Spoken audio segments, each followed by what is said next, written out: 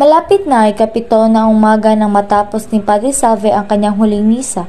Halata ang kanyang pananamlay at tila siya ay may sakit. Ang mga manang at manong na nagtitipon-tipon sa paghihintay na pakiharapan sila ni Padre Salve ay nag-uusap-usap tungkol sa indulgensya plenaria. Sa pamamagitan ng indulgensya plenaria ay nahahango sa purgatorio ang mga kaluluwang nagdurusa. Kaya nga talagang kailangan nagpaparami nito dahil isang indulhensya lamang makamit ay 1000 taon ang nababawa sa nakatakdang paghihirap sa purgatorio.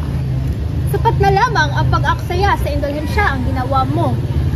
Nagkaroon ng mainitang pagtatalo mga ito nang dumako ang usapan tungkol sa kung aling bahagi ang dapat mauna at dapat mahuli sa paraan ng pagdarasal.